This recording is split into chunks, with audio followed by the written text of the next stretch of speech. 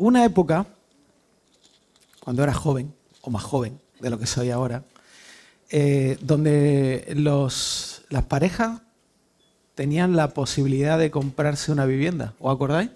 Se podía comprar una vivienda.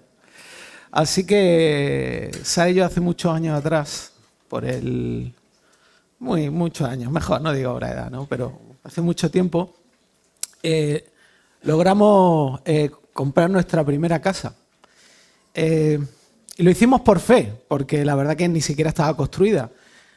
Vimos unos planos bastante cutres, estamos hablando de una época donde la tecnología no te permitía ver eso en 3 dimensiones, había dibujos y cosas estas, así que nos enseñaron un viejo solar y poco a poco fuimos viviendo el proceso de cómo iban construyendo la casa, con mucha ilusión, porque todos nuestros ahorros iban a invertirse en esa casa que todavía no estaba construida.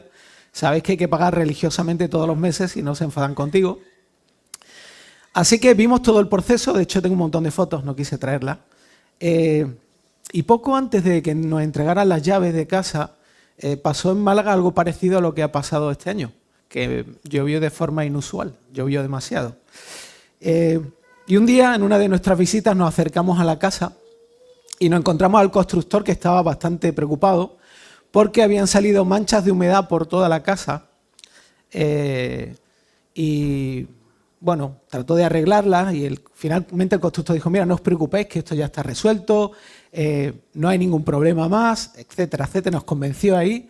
Total, que terminamos de dar la entrada, pagamos la hipoteca, nos condenamos 25 años, es una condena casi, y nada, empezamos a arreglar la casa, la pintamos con mucha ilusión todo, hasta que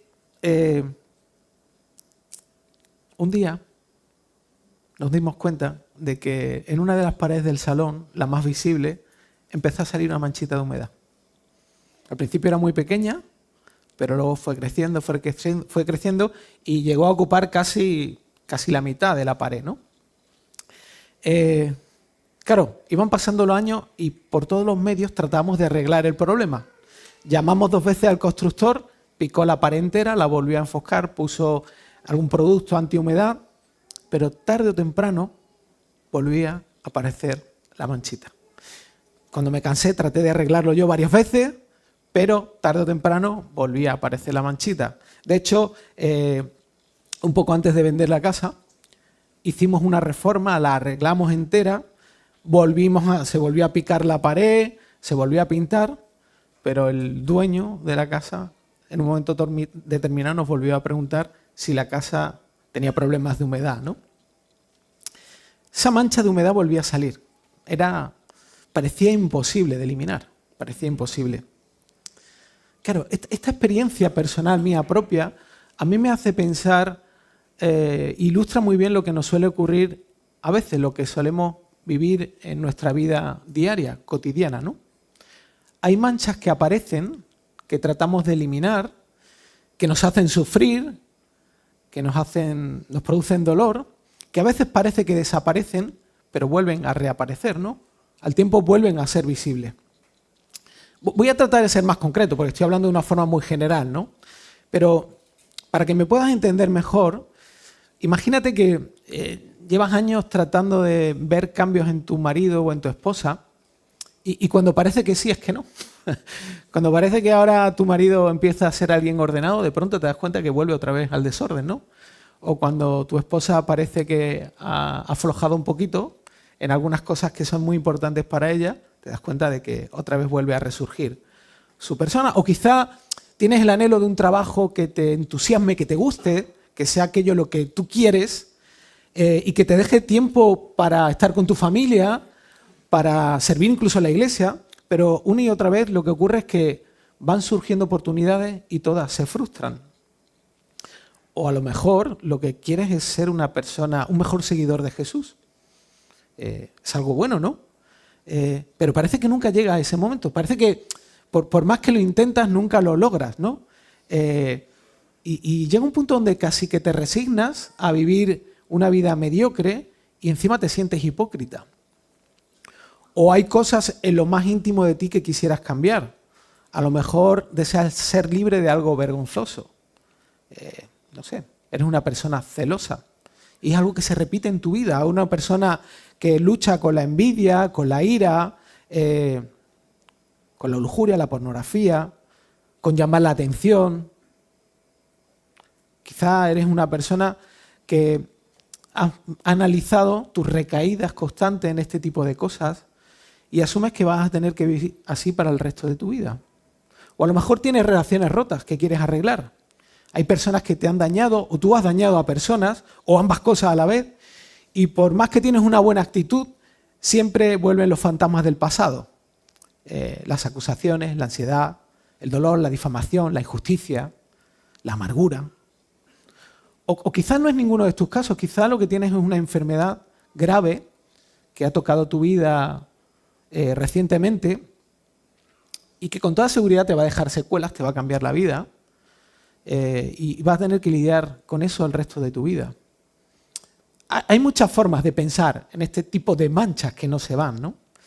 Pero lo que trato de comunicar de alguna forma es que todos en nuestra vida en algún momento vamos a tener que enfrentar una mancha, algo que vuelve una y otra vez y sobre todo lo que va a hacer es exponernos a nuestra debilidad, a nuestra incapacidad de tener poder, a la realidad de quiénes somos, ¿no? Débiles. Si eres una persona, ahí tenemos la mancha que no se iba jamás, por más de arreglarla, ¿no? Si eres una persona que no conoces a Dios, si eres una persona que no tienes una relación con Dios, solamente tienes dos alternativas a la hora de enfrentar este tipo de manchas repetitivas que vienen a tu vida. O la frustración o la resignación. Poco como hacían los griegos estoicos, ¿no? Esto es lo que toca vivir, pues lo viviremos como mejor que podamos. Quizá con amargura, pero bueno, ya está, es lo que me toca vivir. Pero sobre todo, si eres alguien que no conoce a Dios, lo que va a ocurrir es que si alguien en algún momento te habla acerca de Dios, lo primero que vas a hacer es enfadarte con Él. Dudar de que es un Dios bondadoso o justo, porque tú estás viviendo algo que te hace sufrir. En cambio, si eres alguien que conoce a Dios, te voy a decir algo, tampoco estás libre de esto. No estás libre de esto, no lo estás. Sobre todo si llevas mucho tiempo pidiéndole a Dios algo bueno y no ves ninguna respuesta por parte de Él. No ves que Él no te está dando lo que tú crees que necesitas en ese momento. ¿Sabes lo que va a pasar? Vas a sentir que no le importas porque no te sientes escuchado ni amado por Él. No responde, está... ¿Qué le pasa a Dios? ¿Que no le importa? ¿No le importa lo que estoy viviendo? Te voy a dar una revelación gratuita y no te voy a cobrar nada por ella. No te voy a pedir dinero, esto es gratis. No hace falta que me des las gracias, yo lo hago de todo corazón, de verdad. Quizá tú ahora mismo, esto que te estoy diciendo sea irrelevante para tu vida, porque ahora mismo no estés pasando por algo así. Pero es cuestión de tiempo, es cuestión de tiempo. Todo ser humano va a enfrentar este tipo de manchas repetitivas. Y por eso, y por esa causa, las palabras que acabamos de escuchar, que Pablo dejó registradas en la carta a los Corintios, son tan relevantes para ti y para mí, para todo ser humano. Por eso son tan relevantes, por eso son tan importantes. Porque lo que hace Pablo es precioso para mí. Lo que hace Pablo aquí es abrir su corazón y nos comparte una experiencia que no es tan diferente a la nuestra. Seas cristiano o no lo seas. Es una experiencia humana. Además, algo que Pablo nos va a enseñar en este texto es cómo las manchas que resurgen en nuestra vida producen una debilidad que tiene sentido, propósito, esperanza y nos conecta con un tipo de felicidad fuera de lo común. No sé si te has parado a escuchar lo que dice, cómo termina Pablo estos versículos. Acaba diciéndose que se goza en su debilidad. O sea, él está conectando con algo que supera toda su experiencia y que lo llena por completo, ¿no? Obviamente tiene que ver con algo que Dios da, ¿no? Pero es interesante porque normalmente cuando chocamos una y otra vez con estas cosas que siguen estando en nuestra vida, nunca las conectamos al sentido, al propósito y a la esperanza, sino todo lo contrario. Así que quiero volver por un instante al texto que acabamos de leer para dar solamente un poquito de contexto. Así que no voy a extenderme mucho. Solamente quiero deciros que cuando Pablo escribe esta carta, una de las cosas que está haciendo principalmente es defender su llamado como apóstol. Jesús envió a Pablo para que compartiera el Evangelio, especialmente a los gentiles, y él está en una situación donde está defendiendo que realmente ha recibido ese llamado, ¿no? Y que el mensaje que él comparte es verdadero, porque hay un grupo de personas en la iglesia que parece que no les gusta a Pablo y están difamándolo, ¿no? Esto no ocurre jamás aquí. En la vida real jamás ocurre la difamación.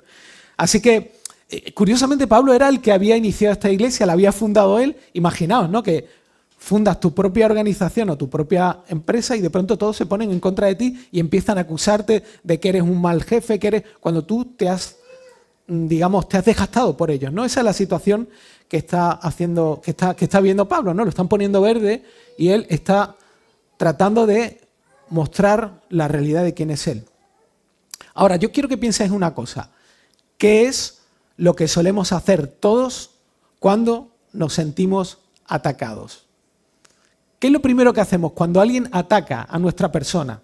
A veces nos sentimos atacados porque critican nuestras acciones y tenemos a veces, vivimos muchas veces vinculando lo que hacemos con lo que somos, ¿no? Entonces, si a alguien no le gusta cómo he puesto esto aquí y me dice algo, se está metiendo conmigo mismo, ¿no? Está hablando mal de mí, ¿no? Lo que hacemos cuando nos sentimos atacados es justamente responder de la misma forma, ¿verdad? A ver, no hay que ser muy inteligente para ver cómo funciona la política en España estos últimos años. La defensa de mis pecados es el ataque contra los tuyos. Así es como funciona constantemente. Así que lo que solemos hacer, y yo quiero que pienses en ti mismo, es justificarnos sacando todo nuestro armamento. En pocas palabras, lo que tratamos de demostrar a los demás es que somos mejores personas que lo que los demás piensan. Y no hace falta que lo verbalices. Tu mente es más rápida que tu boca. Tu mente va a trabajar más rápido que tu boca. Ahora, ¿por qué Pablo llega a concluir que puede encontrar felicidad en su debilidad? Porque Pablo está siendo atacado, ¿no? ¿Por qué él puede encontrar felicidad en su debilidad? Pues justamente porque Dios es capaz de dar algo infinitamente mejor que solo, y esto es importante, que solamente se recibe al abrazar la debilidad. Solamente. Es el camino, ¿no? Hay cosas que solo hay una forma de obtenerlas. Y ese tipo de gozo y de felicidad que solamente da Dios y que no es superficial, se recibe a través de la debilidad. Así que una de las formas por las que, o algunas de las causas por las que Dios no me da lo que yo le pido, tiene que ver con el orgullo. Y es para que no me mate mi propio orgullo. Fíjate, en los primeros versículos de este capítulo 12, Pablo dice que Dios mismo le permitió ver y conocer cosas increíbles de él. Digamos que Pablo no solo recibió un conocimiento, sino que recibió una experiencia que Dios le dio que era superior a la experiencia de otras muchas personas. Pero no solamente le dio eso, sino que Pablo se dio cuenta de que tenía un problema. Su problema era el orgullo. Seguramente que has escuchado las últimas decisiones de Donald Trump, ¿no? Si no las has escuchado es que estás desconectado de la realidad, porque creo que constantemente en los medios de comunicación, en formativos, en todo, ¿no? Sale cada una de las decisiones que toma este presidente, ¿no? Obviamente Donald Trump es una persona que tiene, entre otras muchas cualidades, dos. Tiene información privilegiada, tiene acceso a información privilegiada y tiene mucha influencia. Tiene la capacidad de poder hacer que las bolsas cambien. No sé si habéis dado cuenta. Tiene la capacidad de... O sea, es una locura. Un hombre que con algo que parece un peluquín lo que lleva en la cabeza, tiene poder para mover el mundo, ¿no? Y con un carácter un poco peculiar, ¿no? ¿Sabes lo que suele hacer o suele pasar cuando tú tienes información privilegiada e influencia? ¿Sabes lo que suele ocurrir?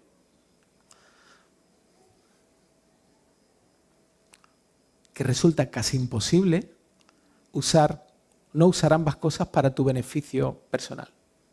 Yo creo que lo piense. Sobre todo cuando estás luchando, lidiando con algo así en una situación donde te están atacando o te estás sintiendo de alguna forma, luchando con estas manchas repetitivas. Si tú tienes poder y tienes información privilegiada, lo primero que vas a hacer es usar eso para protegerte, para tu beneficio personal, ¿no?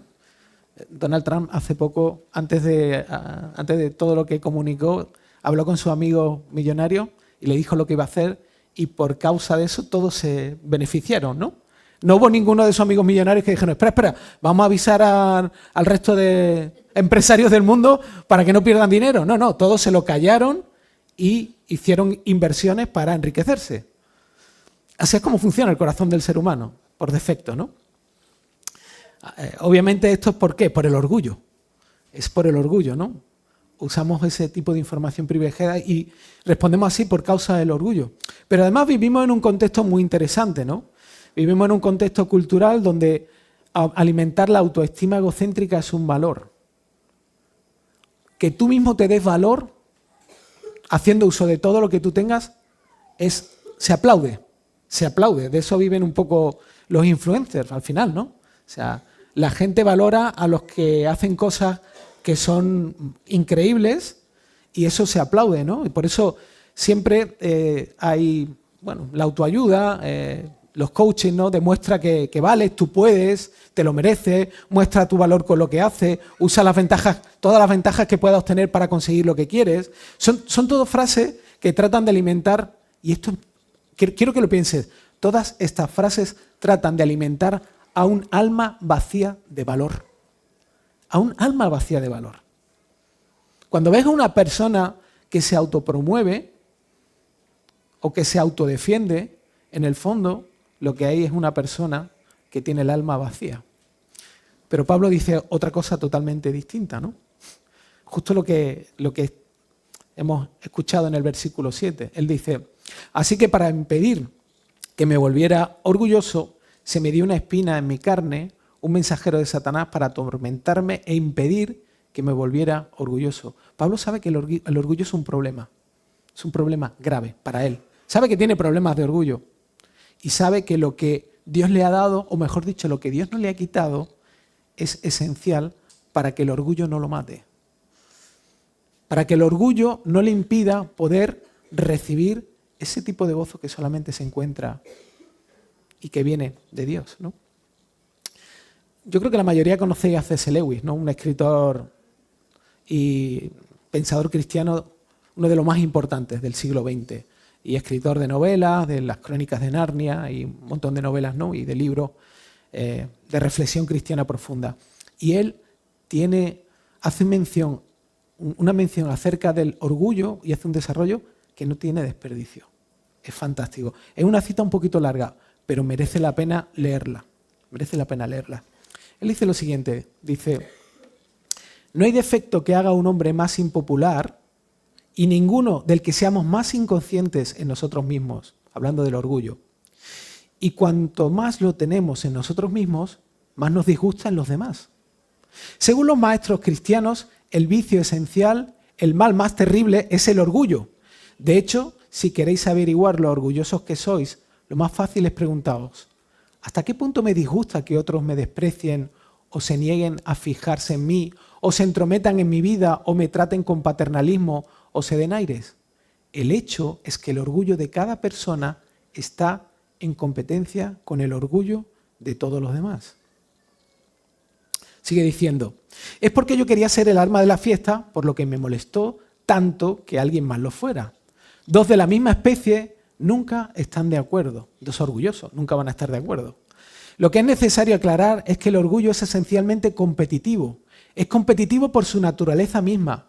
Mientras que los demás vicios son competitivos, solo, por así decirlo, por accidente, el orgullo no deriva de ningún placer de poseer algo, sino solo de poseer algo más de eso que el vecino tiene. Decimos que la gente está orgullosa de ser rica o inteligente o guapa, pero no es así.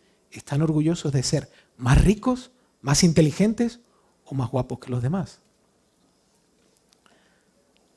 Si todos los demás se hicieran igualmente ricos o inteligentes o guapos, no habría nada de lo que estar orgulloso.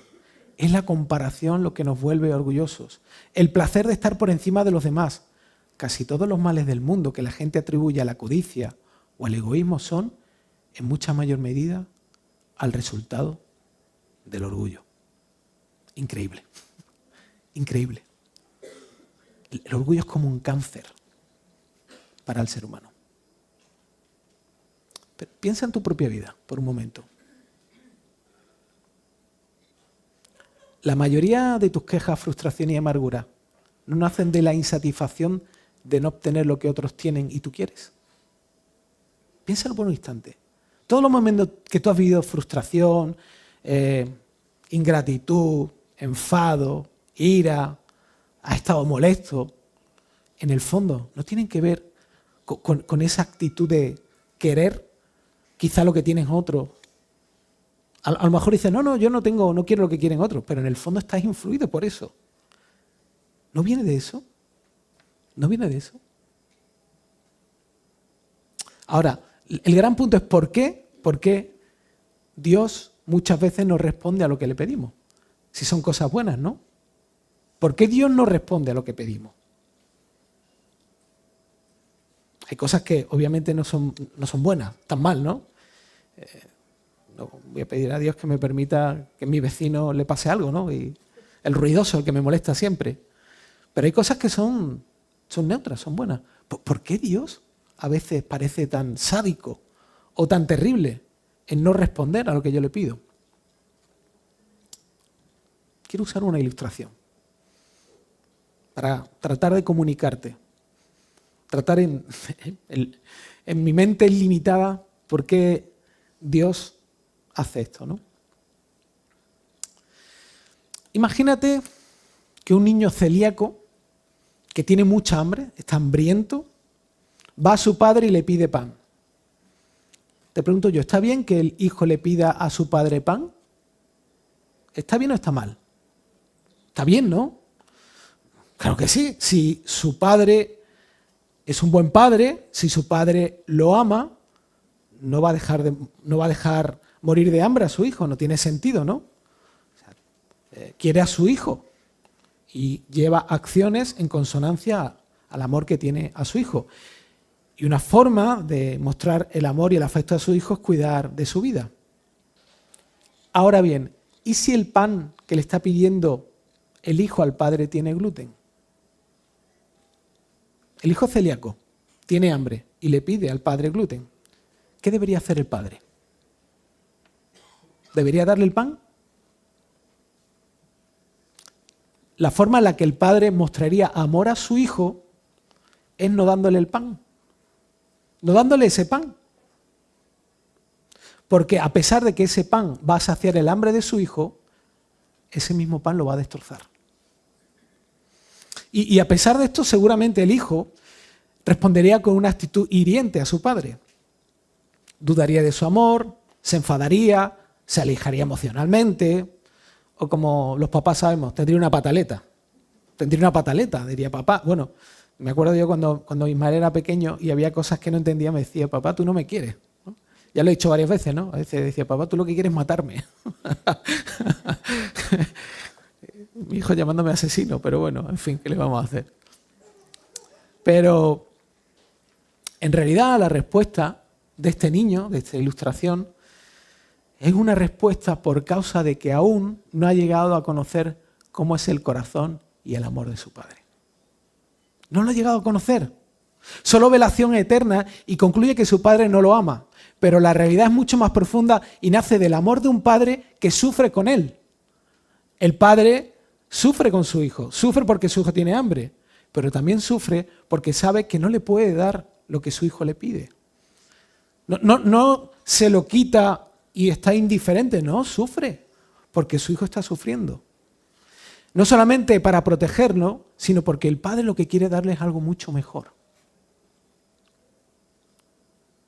Quiere darle pan sin gluten para que no le haga daño. Eso es lo que quiere el padre. Quiere algo mejor para él. Así que Dios no responde a nuestras peticiones cuando le pedimos cosas buenas porque quiere algo mejor para nuestra vida. Y eso es justamente lo que vamos a ver ahora, en la segunda parte del mensaje. Hay algo mejor que Dios tiene para nosotros.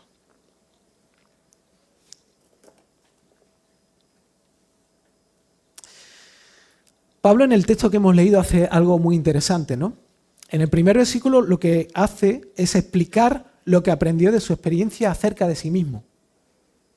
Él llega a darse cuenta, como he dicho, que es una persona orgullosa y que justamente lo que Dios le ha negado tiene que ver con respecto a cómo lo está protegiendo ese orgullo. Pero los siguientes versículos lo que hace es, nos explica cuál fue el proceso de llegar a eso y el resultado de ese proceso, ¿no? Versículos del 8 al 10. Y él dice así, ¿no? En 3 ocasiones distintas le supliqué al Señor que me la quitara, hablando del aguijón. Cada vez él me dijo, mi gracia es todo lo que necesita. Mi poder actúa mejor en la debilidad. Así que ahora me alegra jactarme de mis debilidades para que el poder de Cristo pueda actuar a través de mí.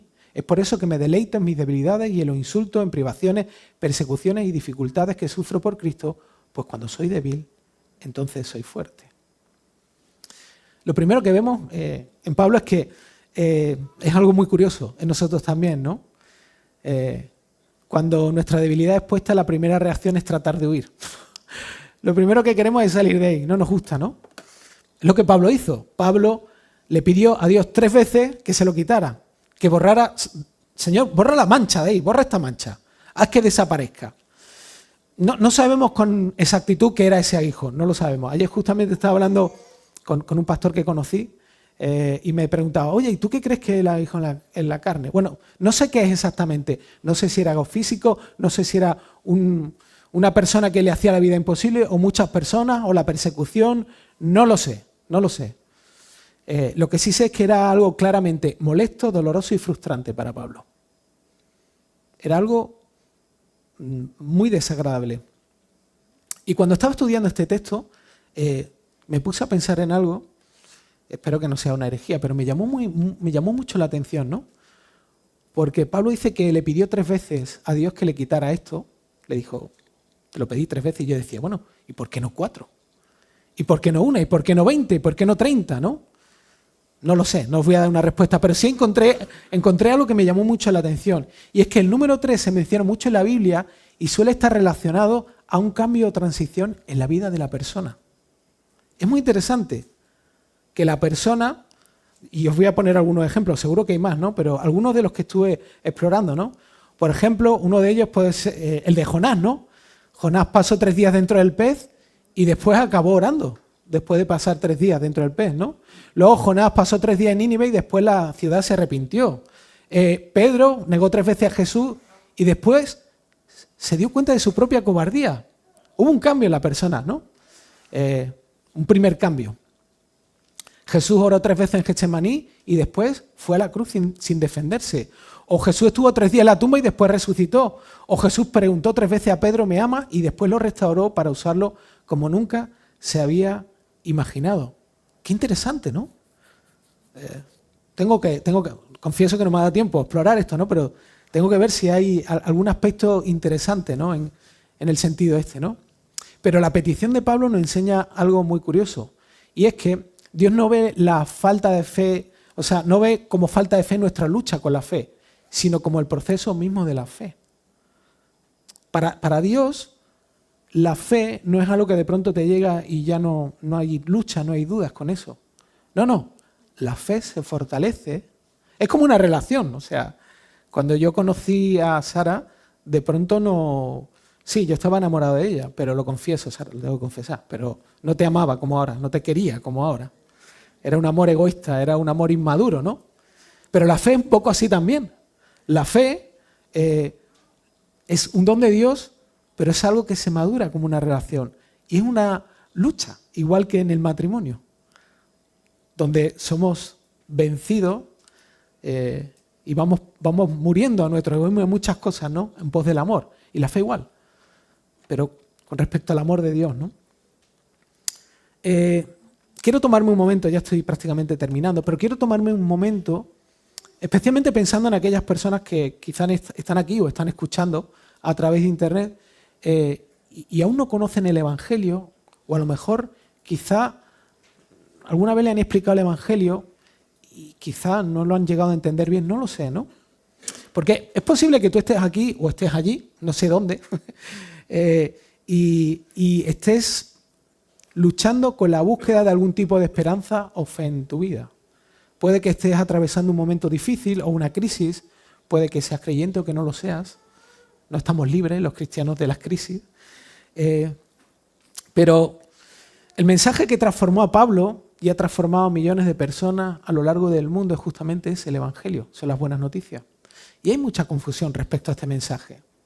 Porque normalmente se suele pensar que los cristianos son personas que quizá han vivido una vida, han vivido un momento de frustración en su vida, están sufriendo y ahora lo que necesitan es convertirse en buenas personas para que Dios les dé algo bueno, ¿no? Es como una especie de intercambio, ¿vale? La vida cristiana es que de pronto me doy cuenta que soy malo, entonces tengo que agradar y portarme mejor con Dios y entonces Dios ya va a ser bueno conmigo y me va a dar cosas buenas.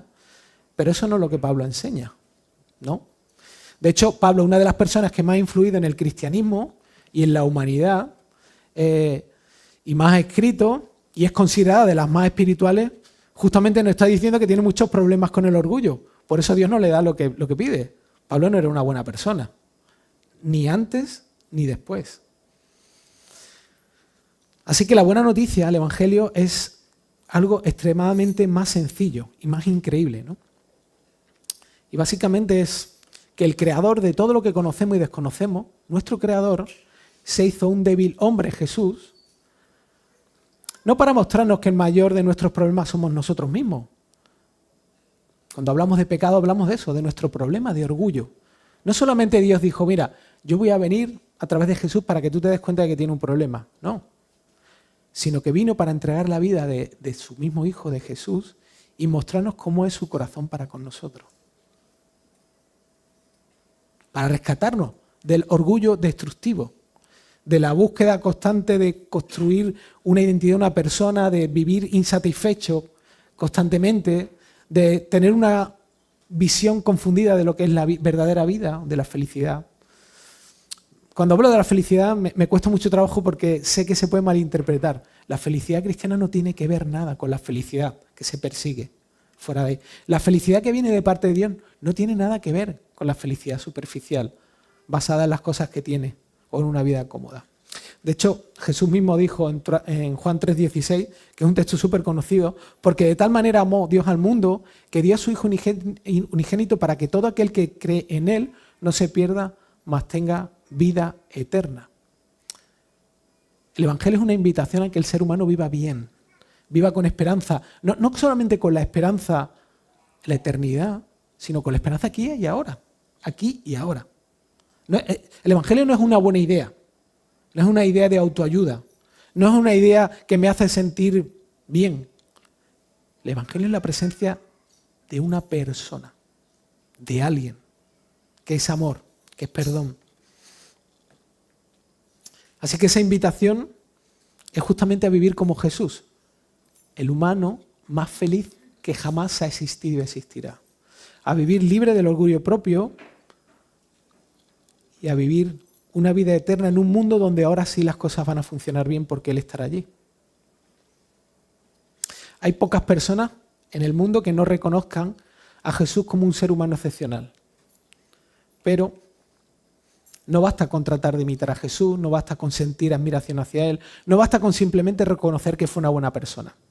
La invitación para ti hoy son las mismas palabras de Jesús. Venid a mí todos los que estáis cansados y cargados, y yo, Jesús, os haré descansar. La solución no es eliminar tus manchas, la solución es entregar tus cargas a Jesús, dejar que Él las lleve, y solamente tienes que aceptar que tú no puedes, dejar atrás tu orgullo. Dejar de defenderte. El punto es que llegues a ser el niño celíaco que descubre que todas las negativas incomprendidas de su padre son en realidad expresiones de amor. De un amor que es capaz de soportar la rabieta y los desplantes de un hijo inmaduro, porque lo que quiere es darle algo infinitamente mejor. ¿Sabes lo que es lo mejor que Dios te puede dar? Mejor que salud, mejor que una vida cómoda, mejor que no problemas, mejor que una casa sin manchas, mejor que no tener una hipoteca.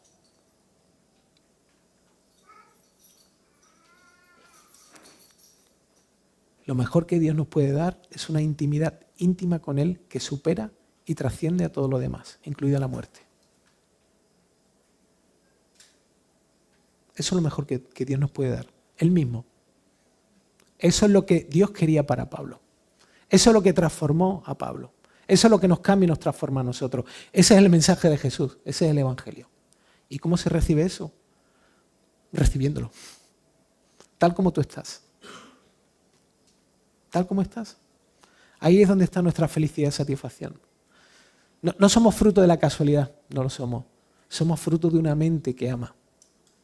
Y cuando nos separamos de su diseño, cuando nos separamos de lo que Él tiene en su mente, cuando nos separamos del amor y del afecto que Él quiere restaurar en nuestra vida, nos volvemos orgullosos. Nos volvemos tristes, nos volvemos personas que no saben vivir bien. Y la única forma en la que podemos llegar ahí es por medio del proceso doloroso de morir al orgullo. Abrazar el mensaje del Evangelio. ¿Cuántas veces? Todas las que haga falta. Porque Dios es el único ser que tiene un carácter que es capaz de soportar nuestros desplantes. Es el único que cada vez que volvemos a Él no nos va a juzgar. No nos juzga, nos recibe. Cuando nos abrimos a Él y le expresamos y le contamos cómo somos, Él nos muestra la cruz, y nos muestra a Jesús. Así es Él. Termino con unas frases me encantaron estas frases. En el grupo pequeño de hombres estamos leyendo el mismo libro que en el grupo pequeño de mujeres. Y hay un párrafo donde alguien escribió una pequeña oración, un deseo, para una persona que iba a dedicarse al ministerio, iba a ser pastor. Y sus palabras me encantaron. Y las quiero compartir con vosotros, ¿no?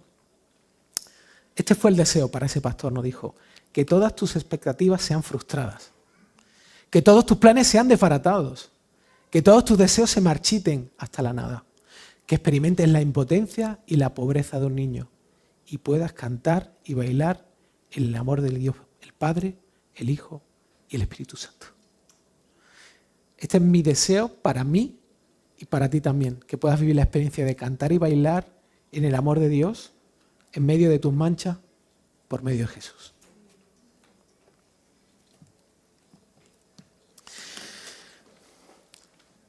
Señor, es bueno cuando podemos profundizar y llegar y encontrarnos con la realidad de cómo tú haces una subversión o una reversión de los valores, cómo tú donde desde fuera se ve que no hay vida, de que hay debilidad, de que hay vergüenza, tú haces resurgir un poder que viene de ti. Señor, gracias por limitarnos, gracias por no dejarnos vivir cómodamente, porque realmente el orgullo no solamente es un problema que te mata, nos lleva directamente al infierno. El orgullo es el infierno.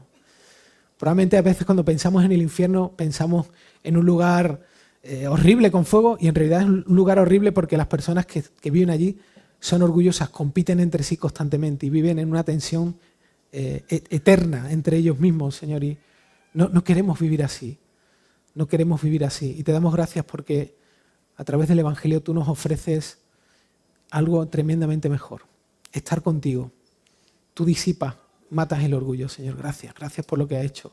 Gracias por no dejarnos ciegos a esta realidad. Gracias por haber permitido que Pablo viera eso en su propia vida y darnos cuenta de que no somos tan diferentes y que tú no haces diferencia. Para ti no hay personas diferentes en las que tú no puedas obrar.